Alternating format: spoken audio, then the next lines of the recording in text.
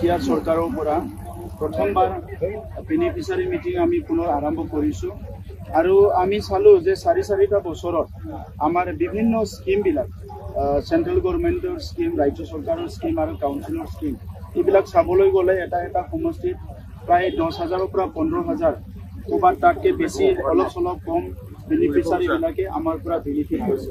চ' সেই বেনিফিচিয়াৰীসকলক খবৰ লোৱাটো আমাৰ সকলোৰে দায়িত্ব আৰু এই চাৰি বছৰত যিবিলাক তেখেতসকলে ঘৰ পাইছে এই ঘৰটো ভালকৈ নিৰ্মাণ কৰিছেনে নাই, যিসকলে আজি হেণ্ডলুমৰ স্কিম পাইছে হেণ্ডলুমটো ভালকৈ নিৰ্মাণ কৰিছেনে নাই, বিভিন্ন ক্ষুদ্ৰ আঁচনি যিবিলাক পাইছে সেইবিলাক ভালকৈ ৰূপায়ণ কৰিছেনে নাই আৰু এইবিলাক চব ভালকৈ ৰূপায়ণ কৰিলেহে আমাৰ যিটো উদ্দেশ্য যে বড়োলেণ্ডত প্ৰায় 30-40টা বছৰ অনিশ্চয়তা আৰু অস্থিৰ হোৱাৰ পিছত শান্তি ঘূৰি অহাৰ পিছত এটা ষ্টেবিলিটি অহাৰ পিছত আমি বড়োলেণ্ড অঞ্চলখন অইন উন্নত অঞ্চলৰ লগত যেনেকৈ খোজ মিলাই যাব বিচাৰিছোঁ এই কামটো বাস্তৱত ৰূপায়ণ হ'ব। প্ৰধানমন্ত্ৰী ডাঙৰীয়াই ভাৰতবৰ্ষখন বিকশিত ভাৰত, বিকশিত ভাৰত হিচাপে নিৰ্মাণ কৰিবলৈ গৈ আছে।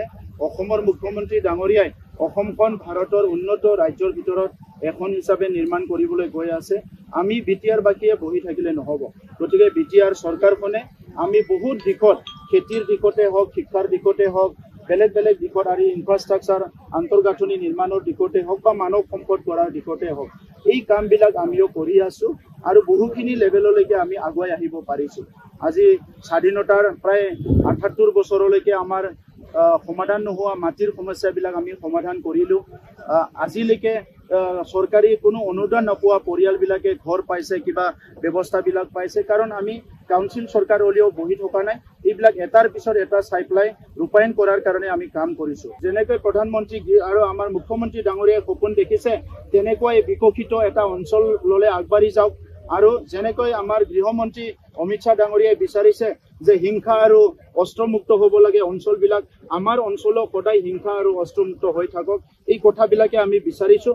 আৰু UPPL মডেল অফ পলিটিক্সত বিটিআৰৰ 35 লাখ জনসাধাৰণক লৈ পেলাই আমি UPPL মডেল অফ পলিটিক্সটো আৰম্ভ কৰিছোঁ আৰু এই অঞ্চলৰ ৰাইজক লৈয়ে আমি কাম কৰি যাম।